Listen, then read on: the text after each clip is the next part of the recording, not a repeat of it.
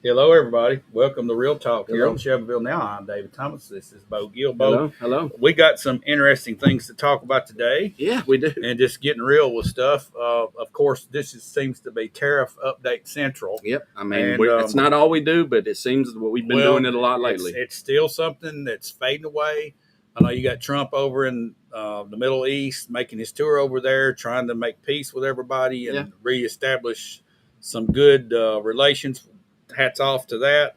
But the tariff situation is still real. It is. And today, Walmart CEO came out and was talking about how we're going to start to see those price increases that I've been screaming about. Yes, you have. All right, so you have. A lot of people have probably been saying, David's been screaming and I don't see nothing. Well, we've just heard official news when the Walmart CEO said that, look, it's coming, and it's coming probably in June. Yeah. And you can go look at this. It's on CNBC. About 3 hours ago, it came out, and there were some items that he's talking about. Yes. And it's not the Chinese 30% tariffs; it's the 10% Yeah. tariffs on several other countries that we get fruit from, Right. and coffee. Right. Okay, coffee's going up. Roses.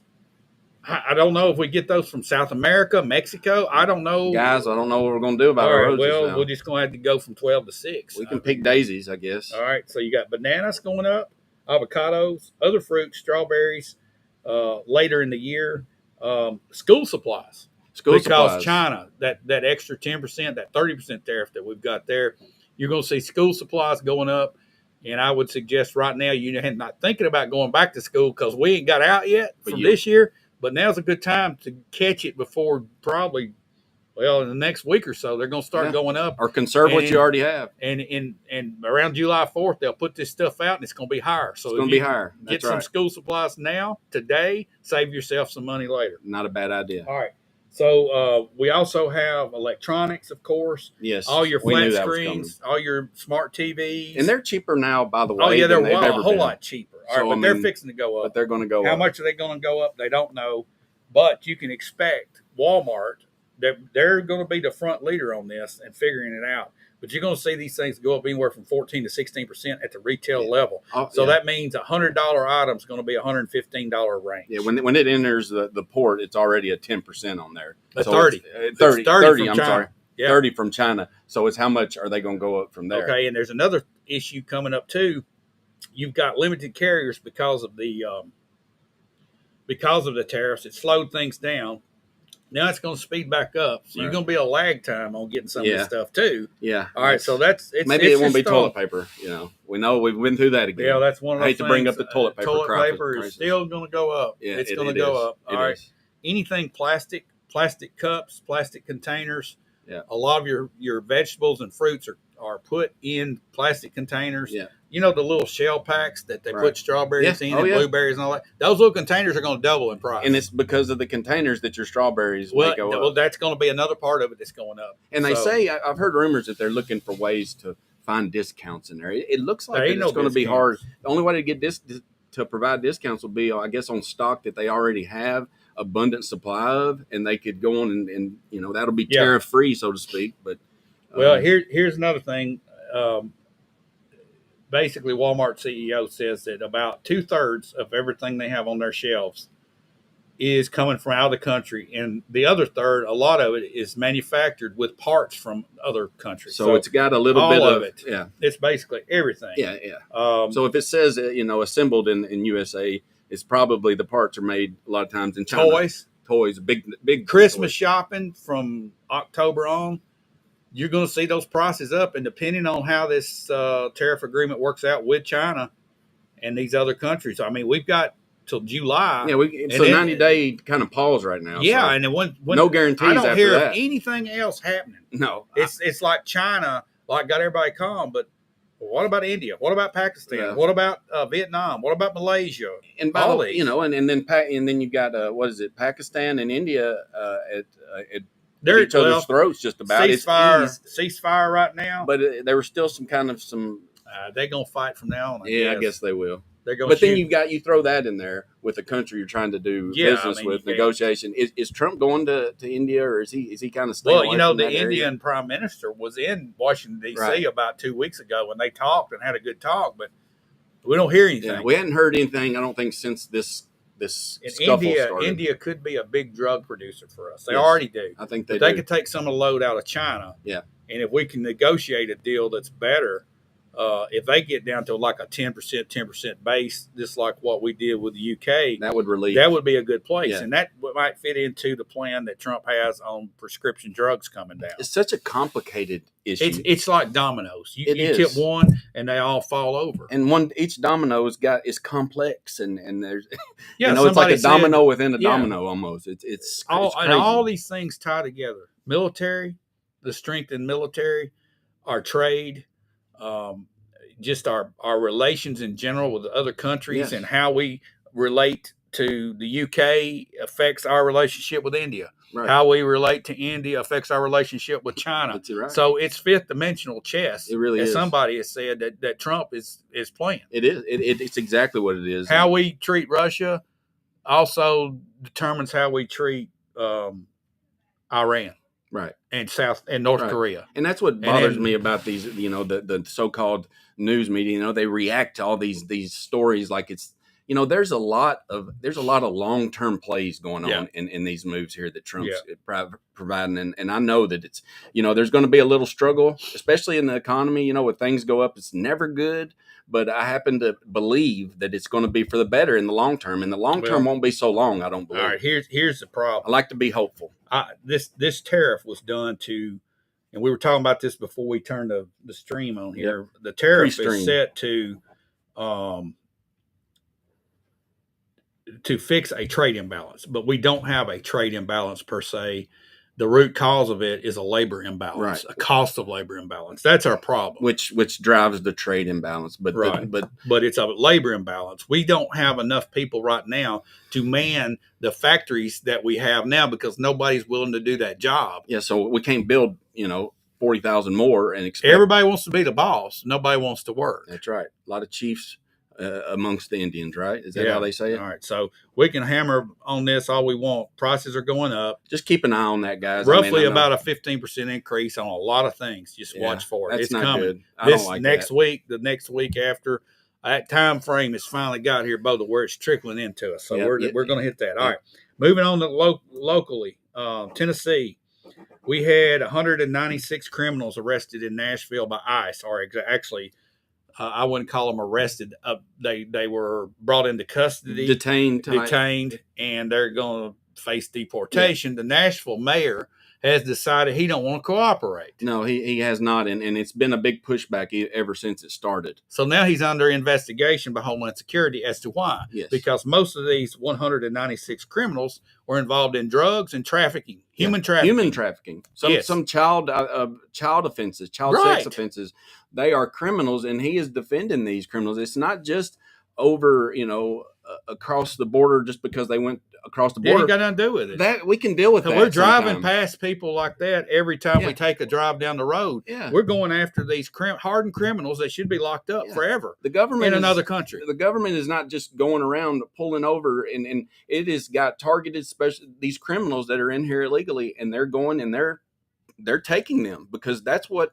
When Trump was elected, that was one of the biggest things. And there are a lot of people that are here illegally that are great people, but I believe, and I've said this before, that you can get your pathway to freedom without going back to Mexico and being deported. They're looking for criminals right now. Right. And yes, crossing the border illegally is a crime. I agree. Yeah, it is. But there are ways, when you've been here for 20 years and you've got a family here, do you really want to, do that to them and if they're not criminals? Here's the thing.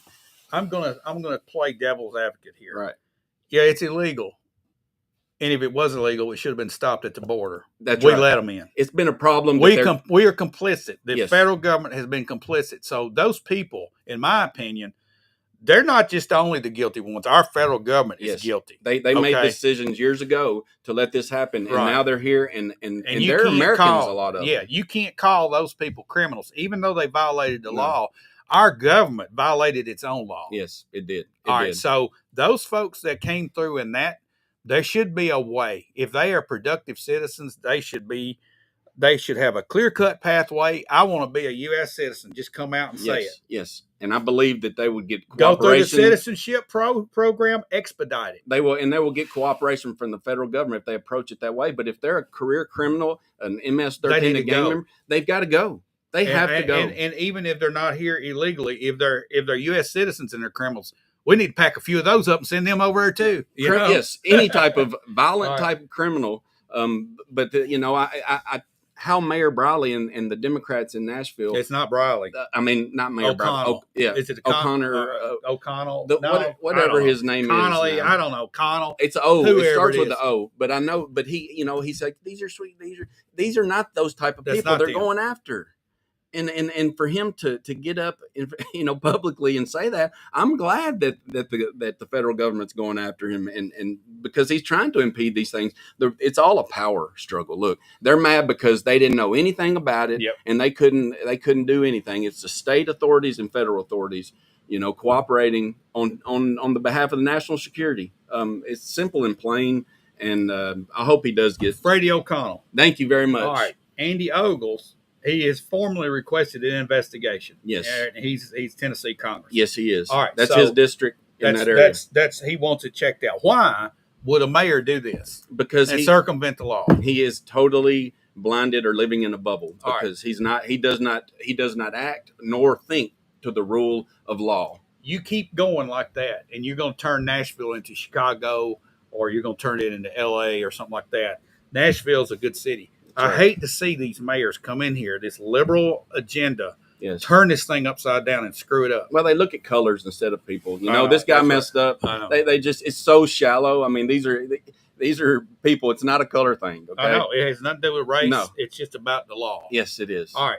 Another thing that today is the first day that people can apply for the voucher system, the school voucher. Yeah, the school voucher thing. Which big deal. I think it's a smoke and mirrors. Yeah, it's not real. It's a fake deal. I don't think it's going to have an impact. It'll impact. It's only 20,000. Yeah, it's like roughly out of a million. It's like a joke. Yeah. And I hope that it's good for those that get to participate. And if it is a good thing, maybe it's something they'll expand. But today's the day. So if that's something you want, you can start and I guess sign up or apply. All right. So good luck with that. All right. Even closer to home today, Bo. I've heard of some craziest things happen on our scanner. Oh, the police scanner. The local police scanner. It's on Shelbyville now, yeah, we by the way, for free. Now. Yeah, you can go listen to it. And if you were tuned in today, you heard a crazy call. Now, I'll talk about some other calls that I've heard over the years. Yes. 3 or 4 years ago, somebody called the fire department. No, they called the dispatch and wanted the fire department to come and check the refrigerator because it quit running. Now, you call Maytag for that. No, you don't call 911. No. Right? That's the old joke, too. And, it's not a joke. I know it's the truth. They're the really truth. Happened. That really happened. A lady called 911 a few years back. We had our scanner on, listened to it here in the shop. Somebody called because she couldn't get her 6-year-old out of bed to go to school, so she called the police. All right. Now, today tops it off. Today's a great what day. happened today? Well, today I was, just working hard, doing some computer work, and the scanner pops up that there is a turtle at Neverest Park. Is it Neverest? Okay, I thought it was at the park complex. No, this is at Neverest. They're having school kind of parties at the parks towards the end of the year, and they were there today, and apparently there was a turtle that was harassing the children there, and that came up over the scanner, and I believe. Okay, so that means an adult. Did an adult call 911? I would have to assume because they have to. If someone calls, you have to, kind of dispatch it out, which they did. All right. If I'm an adult in that situation, I'm quite sure I can handle a turtle. I don't think our police department or whoever had to respond to this. It's got bigger fish to fry, no pun intended, to go deal with a turtle. Well, you kidding me? And the funny part is I've never seen a harassing or an aggressive turtle. Well, these snapping turtles. Only if you're aggressive to them. If you poke with them. But even with a snapping turtle, I'm quite sure there was an adult present that could have took the turtle and placed it somewhere else. Well, they needed help from the local authorities, and the local authorities showed up, and I'm sure they kept it sweet and swift, but there was a follow up on the dispatch that it was. I don't know if you watched Teenage Mutant Ninja Turtles. That they came up and said that it was Donatello and that he was valid. Everything was good. No He's legal. prior No. records. So Donatello of the Teenage Mutant Ninja Turtles is running around here and apparently harassing folks. So I'm sure that turtle's there because of Duck River is right there close by. Okay. Right. I'm quite sure if I had been there, I could have got that turtle and took it down the bank of the river and left him down there and got him away from the kids, or told the kids to get away and not tied up our animal control or police department. It sounded like police ran a check on this turtle. Anyway around it ran scanner traffic and it could have impeded a real emergency. Right. Okay. But, I'm glad that they took it lightly. They didn't waste any radio time, so to speak, on there. But, yes, they did. They did happen to, I think that somebody on scene besides a police officer or any type of authority, animal control, could have resolved that a little easier. Turtles are easy, depending on how big. If they're real big, just stay away from them. Move the kids somewhere else. Just use a little common sense. This whole thing, though, gets me to thinking about just common sense. All right. So I'm looking at things that are taking place locally here. And Bo, you shot a video of some smoke on Cannon Boulevard that was coming out of the laundromat there. Yes, they had a minor fire, smoked up. That thing got 30-something thousand views. Yeah, a lot of views, a lot of eyes on the fire. How can we get 30,000 people to go to the voting booths and vote during election time? How come we can't do that, but we can get 30,000 people to watch a video of some smoke? Or if you post something about a coffee shop coming down, you get 50,000 views. How come we can't get those people to go vote some of these clowns out of office that we got around here? That's a great question. It's something that we haven't fixed yet, or we can. What do we get on a good year? 5,000? 5,000 voters turn out on a good year? Maybe. And we've got 30,000 looking at a fire. I take it they're getting to sit at home and do that. And you don't want somebody voting like that from home, but it ain't hard. Here's the thing. You got the city and county in a grudge match right now. Oh. All right. The city suing the county. I wish that hadn't happened. It did. Here we are. And now the county is going to appeal the decision that the judge came out with. This just gets down to some common sense. This is about as bad as the turtle call on the scanner. It is. Okay, I can't wrap my brain around this. Why would, and Josh brought this up Saturday.